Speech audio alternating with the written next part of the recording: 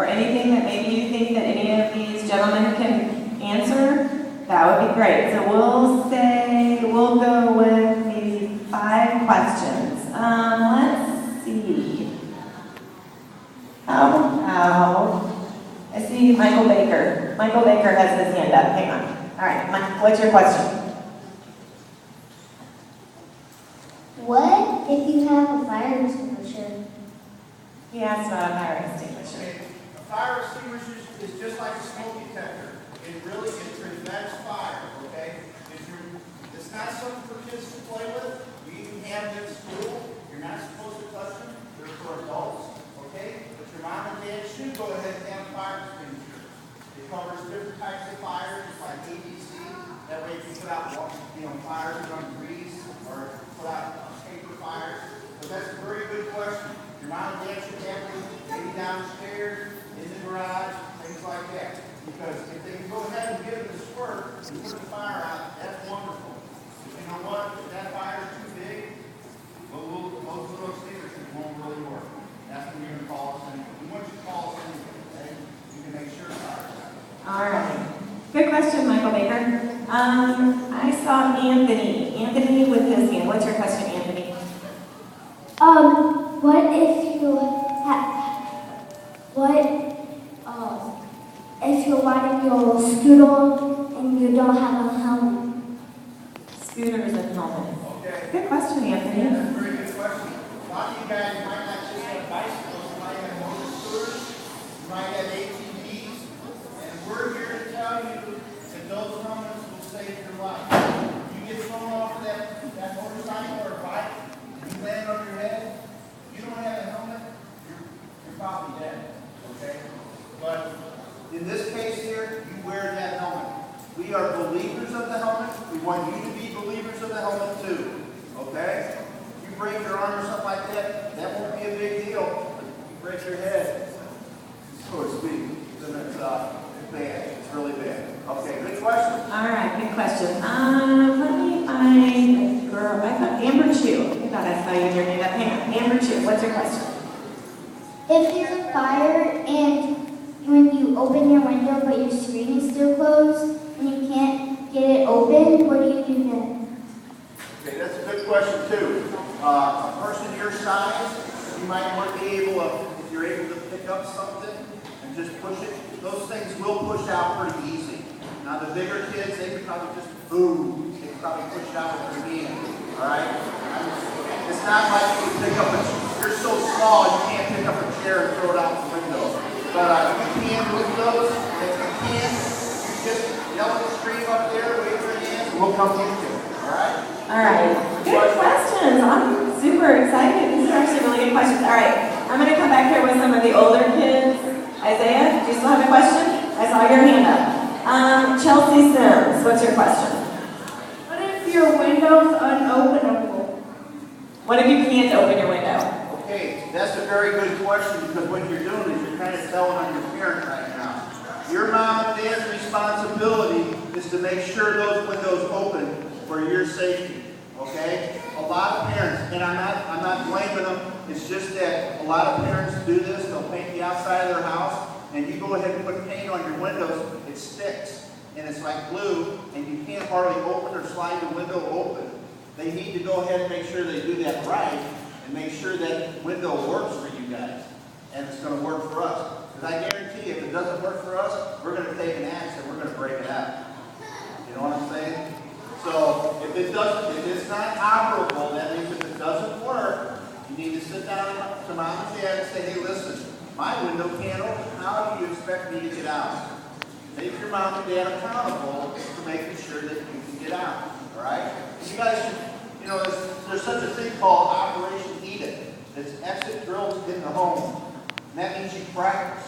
Just like you practice baseball. Just like you practice playing, riding your bike. You practice. You blindfold yourself. You crawl out of your room. And then say, your mom and dad can say that, pretend. If you pretend and practice, you will do good if the time ever comes. Believe me, we hope you never have a fire. I never had a fire at my house. But you know what? If I practice, I'm going to get good at it, right? Okay, so that's what we're asking you to do. All right, next question. Hi,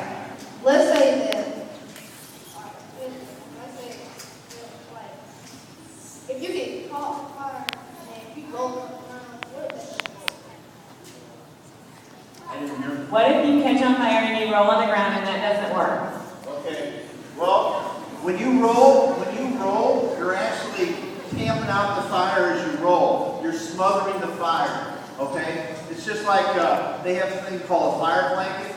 If something was on fire over here, I could throw it over the top of it, and it cuts off the oxygen.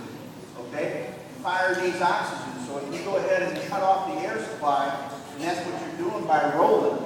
And your friends can always go ahead and they can throw dirt on you. You know, they can go ahead and tamp you out with other things. Okay? But that's a good question. It always makes you wonder, what happens if? What happens if this happens? I do have a couple questions for you guys, and we might have to go there. All right? Never play with matches, lighters. Okay?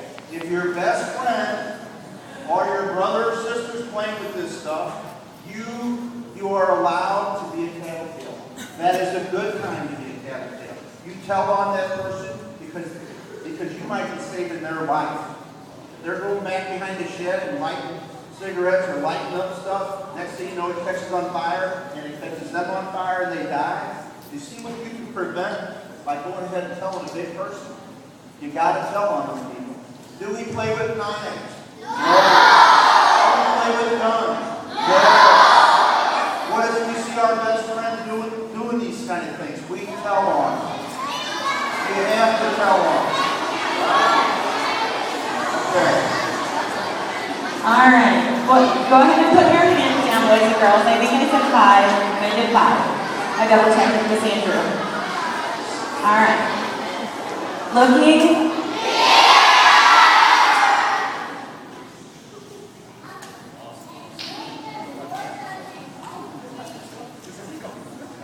All right. So a couple of things before we dismiss. First of all, I want to thank all of you for being such good participants, and you all sat respectfully, and you gave everyone your full attention. So give yourselves a round of applause, boys and girls.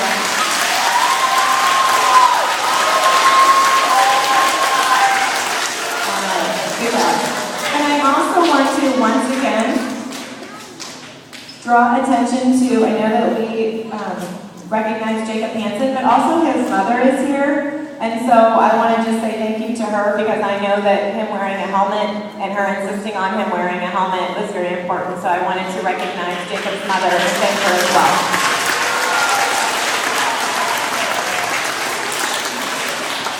And I have to say that when they were asking how many boys and girls rode their bicycles to school, I think that was a pretty accurate count of the hands that went up.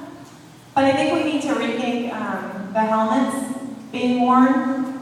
Because if you ride a bike to school, we've talked about this before. Your classroom teachers have talked with you. I've talked with you that it's really important, boys and girls, that you wear your bicycle helmets to school. Because it's very hard for us to watch you ride in and ride out every day without a helmet and know that it's very unsafe for you. So we have to make sure that you understand, those of you, and it is a large number of children that ride their bike to school, are wearing your helmets, because we don't see very many of you with helmets, and that's why we wanted to have this today, because you need to understand how incredibly important it is for your safety. So please, those of you that are riding your bicycles to school, and just those of you that are riding them at home, it's really, really important that you are keeping your head safe and that you're always wearing your helmet. And so let's give a round of applause to our firefighters and EMS.